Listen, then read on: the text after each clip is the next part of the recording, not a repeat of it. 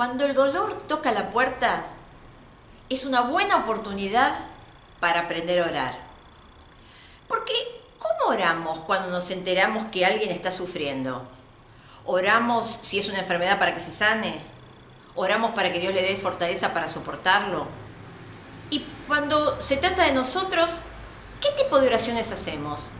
Así que me pareció interesante que en esta charla podamos ver cómo Dios, a través del ejemplo que nos dan las Escrituras, nos pide que oremos en esas circunstancias. Así que, si te parece, vamos a analizar 3 formas en las que básicamente podemos orar cuando el dolor toca nuestra puerta. La primera de ellas es orar para escapar de la situación. No queremos ese sufrimiento, así que le pedimos a Dios que lo saque de medio de nosotros. Entonces le pedimos que si es una enfermedad, que se diluya, que desaparezca, que nos dé sanidad. Si tal vez es un problema laboral, le pedimos que el jefe que nos vuelve locos durante los 5 días de la semana, lo transfieran a otra sucursal. O que esa persona que está dándonos tantos problemas en la familia, o esa circunstancia tan dolorosa que nos hace frustrar y que nos da tanta angustia, desaparezca. Todo cambie. Por eso oramos.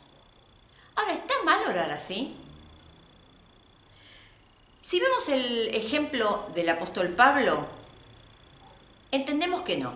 Fíjate, te invito a leer lo que dice 1 Corintios 12, a partir del versículo 7, donde Pablo está diciendo que él tuvo un sufrimiento. Dice, he tenido un sufrimiento, una especie de espina clavada en el cuerpo, que como un instrumento de Satanás vino a maltratarme. 3 veces le he pedido al Señor que me quite ese sufrimiento. O sea, 3 veces le dijo a Dios que le sacara esa situación. No sabemos bien de qué se trata cuando habla de un aguijón, como dice la versión Reina Valera, o como esta, una espina clavada en el cuerpo, pero evidentemente es algo que lo afligía. Algunos dicen que puede ser una enfermedad ocular, otros alguna enfermedad crónica como podría ser la malaria, diferentes cosas, pero la cuestión es que no es el punto de discusión. El tema es que se trataba de algo que era debilitante para él, que era algo que seguramente le causaba dolor y que por supuesto lo limitaba en su servicio. Yo no tengo ninguna duda de que cuando Pablo le pidió a Dios que le sacara esa situación, esa problemática, esa enfermedad, le estaba pidiendo porque le estaba mostrando a Dios que todo eso lo limitaba ¿en qué? ¿En sus vacaciones? No, él lo limitaba en su afán de llevar el Evangelio a todo el mundo. Era un excelente pedido.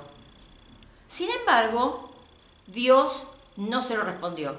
Él en 1 Corintios 12 sigue diciendo, pero el Señor me dijo, mi amor o mi gracia es todo lo que necesitas, porque mi poder se perfecciona o se muestra plenamente en la debilidad. O sea que Pablo pidió a Dios sanidad o liberación de esta situación. Dios le dijo que no.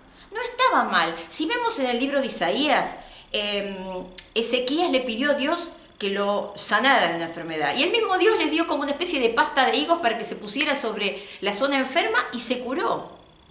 Es posible que Pablo haya llamado a Lucas y le haya dicho, hola Lucas, era médico, recordemos, ¿tenés algún ungüento, alguna pastillita, un tecito que me pueda favorecer para esto?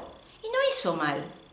Pero él entendió que Dios estaba diciéndole no a esto de escaparse de la situación. No es el único caso. Por ejemplo, vemos Hebreos capítulo 11.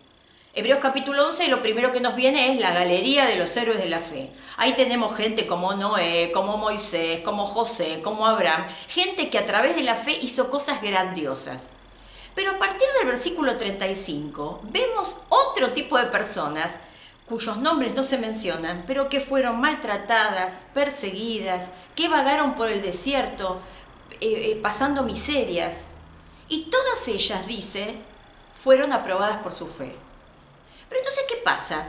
Hebreos 11 es una galería de hijos de Dios de primer nivel y a partir del versículo 35 de segunda. No. Lo que pasa es que el Señor, evidentemente, en su soberanía, ha decidido que haya personas que, a pesar de ser aprobadas en su fe y de vivir una vida como Dios quiere, así todo, pasen por el sufrimiento. Te doy otro caso. ¿Te acordás cuando un grupo de personas estaba orando porque Pedro estaba encarcelado? Fue un ángel, lo libertó de una forma maravillosa, inclusive pasa esa situación tan cómica que él sale corriendo, Pedro, y se va a la casa de los hermanos que estaban orando en ese momento, y la que lo atiende se queda tan perpleja viéndolo a Pedro parado en la puerta que se le va a avisar a los demás y lo deja a Pablo parado del lado de afuera. Ahora, gracias a las oraciones, Pedro fue liberado, pero no nos olvidemos que tiempo antes, muy poco tiempo antes, Santiago, acordate, los tres más amigos de Jesús, Santiago, Juan, ambos hermanos, y Pedro fue liberado, que te acabo de contar. Y Santiago pasó a espada, o sea que fue ejecutado. Ahora, es muy probable que el mismo grupo de personas que estaba orando por Pedro y que logró una liberación maravillosa y milagrosa, haya sido el mismo grupo de personas que estaban orando por Santiago. ¿Y por qué Pedro fue liberado y Santiago no? No lo sabemos. Lo que sí sabemos es que, si bien está bueno que nosotros oremos para escapar de la situación, para que la situación problemática o la enfermedad o el sufrimiento se evaporen, tenemos que considerar la posibilidad de que Dios, en su soberanía, esté permitiendo eso. ¿Por qué? Porque muchas veces el Señor muestra su gloria sacando de nosotros el sufrimiento, y otras tantas veces muestra su gloria mostrando a través de nuestras actitudes y nuestra fortaleza en medio de las dificultades, cómo enfrentamos la situación. Entonces, orar para que esto se termine, orar para que la situación de dolor se vaya, está bien, pero tengamos en cuenta que puede ser que el Señor diga no a esta oración. La segunda forma que tenemos de orar es pedir fortaleza para soportar. Y bueno, esto de la fortaleza está bueno. Es más, en nuestra sociedad esto de soportar y de fortalecernos no está bien visto, porque hoy el hedonismo está a la orden del día, o sea que hoy es placer y disfrutar y todo eso. Pero en la época de Pablo era un pensamiento muy, muy de moda. Es más, ¿te acordás cuando Pablo estuvo en Atenas? Está en Hechos capítulo 17. Él va a visitar el Areópago y ahí se encuentra con un grupo de personas, entre los cuales estaban los estoicos. Es más, Séneca, que seguramente lo habrás escuchado nombrar, era un filósofo griego nacido en España que era estoico. ¿Cuál era la forma de pensamiento de esta gente? Pues ellos pensaban que lo más importante de todos era el deber antes que el placer. El valor para enfrentar las situaciones era importantísimo. Y también el hecho de que teníamos que ser indiferentes al dolor. Si nosotros lo miramos así, rápidamente decimos, es verdad, lo importante es el carácter, la resistencia. Está un poquito vinculado con la frase de hoy, tú puedes. Pero ojo, porque justamente si leemos unos versículos antes, en 1 Corintios 12, que yo te leí antes, nos damos cuenta que justamente ese aguijón o esa espina en el cuerpo, que no sabemos de qué se trata, pero que era algo que lo limitaba a Pablo y le daba dolor, fue justamente puesta por el Señor para que él no se enorgullezca. Pablo fue testigo de cosas impresionantes. Entonces, para no enorgullecerse, Dios le mandó ese problema, para que él fuera humilde y para que se diera cuenta que su gracia, o sea, la gracia de Dios, se completaba, se mostraba de una manera más acabada, se perfeccionaba mejor en la debilidad. Entonces, ¿está bien pedir por fortaleza? Por supuesto, pero hay que tener también cuidado a las contraindicaciones. ¿Cuáles son? Que muchas veces pensamos que fortalecernos significa Orgullo significa, mirá qué bueno, cómo estoy haciendo frente a este problema. Compararnos con los demás. Míralo a él. Tiene un problema que al lado del mío es una pavada y fíjate cómo está, tirado como un perejil. En cambio, mírame a mí. Por eso Pablo también dice que si nosotros nos tenemos que enorgullecer en el Señor y en conocerlo. Enorgullecernos en ver cómo Él trabaja en nuestras vidas, en vidas pobres, miserables, llenas de errores, y así todo, Él nos sigue perfeccionando. Eso es lo que nos tiene que enorgullecer. Pero no la fortaleza por la fortaleza misma, porque tenemos que darnos cuenta que sin el Señor no somos capaces de nada. La tercera forma que tenemos de orar es orar para que el sufrimiento sea un siervo que trabaja a nuestro favor. ¿Por qué te digo esto? Porque si nosotros queremos nada más que escaparnos de la situación, entonces lo consideramos al dolor o a las pruebas, al sufrimiento, como un enemigo. Si lo que queremos es nada más que soportarlo porque esto es lo que hay y hay que seguir adelante como sea, entonces lo estamos considerando un amo que nos domina. Pero Dios dice que nos vino a liberar. Recordemos que la palabra salvación está en hebreo, está muy emparentada con la palabra que tiene que ver con libertad.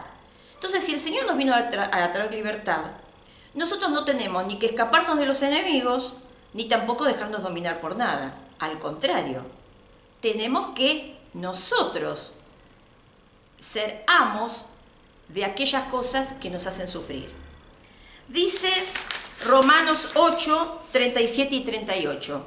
¿Quién nos podrá separar del amor de Cristo? ¿El sufrimiento, o las dificultades, o la persecución, o el hambre, o la falta de ropa, o el peligro, o la muerte violenta? No, dice el versículo 37, que seguramente es el que más conocemos. Por eso, en todas estas cosas, en esto que ya te mencioné, en todas esas problemáticas que son tremendas, en todas esas cosas somos más que vencedores por medio de aquel que nos amó. Y un vencedor no es ni el que se escapa, ni el que se rinde. Un vencedor es el que gana. ¿Y cómo gana? Gana haciendo que el dolor trabaje para sí. Y vos decís, ¿y esto cómo se logra? Bueno, el primer paso para hacer que el dolor trabaje para mí, trabaje para los hijos de Dios, es aceptándolo. Ahora, la aceptación es una palabra que está muy mal entendida. La aceptación parecería resignación, parecería rendición. Y no es eso, porque la resignación es una actitud pasiva, es decir, bueno, esto es lo que hay, es lo que me tocó, ¿qué quieres que haga? Y bueno, pero eso no es lo que el Señor nos está pidiendo. La aceptación es una actitud más que activa, porque involucra la cooperación que nosotros tenemos que tener con Dios para lograr lo que Él quiere lograr en nosotros, permitiendo esa situación. Acordate que esa situación de aguijón o de espina está muy discutido de quién la mandaba, si la mandaba Satanás o se la estaba mandando Dios. Mira, podemos estar horas discutiendo y seguramente todos vamos a tener razones para decir una cosa o la otra, pero en definitiva hay algo que es concreto. Ya sea que la mande uno o la mande el otro, el Señor termina permitiéndola. Aun si fuera Satanás, Dios está diciendo sí, como hizo con Job, a que una situación de dolor, de debilidad, de limitación esté tocando a nuestra puerta. Si el Señor lo está permitiendo, es porque quiere que nosotros hagamos que esa situación corra hacia nuestro favor, enseñándonos, puliendo nuestro carácter, conociendo más de Dios, viendo cómo nuestras limitaciones son el lugar más adecuado para que el Señor se manifieste y haga cosas que no podemos hacer nosotros, sino que solamente puede hacer Él. Así que una de las cosas, como te dije antes, para lograr que el dolor trabaje a nuestro favor, es aceptándolo. Y la segunda cosa muy importante es entendiendo el mensaje que el dolor me quiere dar. Parece que Pablo lo entendió perfectamente. Él dijo que Dios le estaba diciendo a través del dolor que su gracia, su amor, era lo único que necesitaba para seguir adelante. Puede ser que este mensaje que el dolor te está dando, o te quiere dar, o me quiere dar, no sea fácil de distinguir, capaz al principio. Capaz haya que acercarse mucho a Dios y estar en espera de lo que el Señor quiere hacer durante tiempo. Sin embargo, sabemos una cosa, que sea lo que sea que tarde el Señor para decirte por qué está permitiendo eso, en ese momento y siempre vas a contar con su gracia. Es interesantísimo que el último versículo de la Biblia, que está en Apocalipsis 22, versículo 21, es tan interesante. ¿Qué pasa cuando vos estás hablando con alguien y pensemos que el canon bíblico, o sea, la conjunción de los 66 libros que componen la Biblia, ya sea el Nuevo, el Antiguo y el Nuevo Testamento, son palabra de Dios hacia nosotros? O sea, es el Señor manifestándose y dándose a conocer hacia nosotros. En algún momento se cerró, el último libro en escribirse fue el Apocalipsis. Como cuando vos te encontrás con un amigo y tal vez te pasas horas charlando. Cuando te vas, antes de irte, antes de que la puerta se cierre, si tenés algo importante que decirle, es ahí donde se lo decís. Entonces, a pesar de que estuviste 5 horas charlando, antes de irte le decís: no te olvides que mañana nos encontramos a las 3. O tené presente que mañana me tenés que traer el libro. Siempre lo que consideramos importante lo repetimos al final. ¿Y sabés lo que repitió el Señor? Anda a la Biblia y fíjate. En el versículo 20, que es el anteúltimo, nos recordó que Él vuelve. Eso es fascinante. Hay muchas cosas para recordar, pero que Él vuelve es algo que lo tenemos que tener presente todos los días de nuestra vida. Y el segundo, que está en el último versículo, dice que la gracia de Dios esté sobre todos ustedes. ¿Por qué habrá dicho eso? Porque sin duda, mientras se da este periodo entre que el Apocalipsis terminó de escribirse, o sea, la palabra de Dios escrita se terminó de concretar, hasta que el Señor venga, o hasta que nosotros nos encontremos con Él, durante todo ese trayecto, la gracia de Dios va a estar disponible para nosotros. Alguien dijo que no hay un lugar en donde yo pueda ir en donde la gracia de Dios no haya llegado antes. Y es así. Por eso nosotros podemos confiar en que si el Señor no saca los motivos de sufrimiento, si el Señor los deja ahí, es porque algo bueno quiere hacer. Y quiere hacer que ese sufrimiento, ese dolor, esa situación que nos limita y que nos debilita, corra hacia nuestro favor, que sea un siervo para nuestro crecimiento y nuestra madurez. Porque en definitiva lo que Él quiere no es que la pasemos bomba acá en la tierra. Él lo que quiere es que cada vez nos parezcamos más a su Hijo. Porque ¿sabes qué? De la tierra, ya lo sabés, no nos vamos a llevar nada, salvo algo: nuestro carácter. El carácter que forjemos en la tierra será llevado al cielo y allí será presentado delante de Dios. Y estas cosas que nos están pasando ahora contribuyen, son siervos, aún mandados por el mismo enemigo, para que construyan un carácter firme, fuerte, decidido, amoroso, misericordioso, gozoso, tal como fue el de Jesús. Por eso, el desafío que te quiero dejar hoy es este: identificar cuál es la situación dolorosa que estás pasando. Ya te digo, puede ser una enfermedad, puede ser una situación familiar, puede ser un problema en el trabajo, puede ser una gran frustración, una ilusión que se rompió, una etapa que se terminó y no sabes cómo va a seguir. Pueden ser tantas cosas, no importa, identificala. Y cuando la tenés identificada, decirle al Señor que querés que esto que te está haciendo doler trabaje como siervo para vos, para formar tu carácter y para parecerte más a Jesús. Si Él quiere, lo va a sacar. Él sí, seguramente te va a dar fortaleza para seguir, pero por sobre todas las cosas va a estar su gracia poderosa y suficiente para ayudarte en el camino.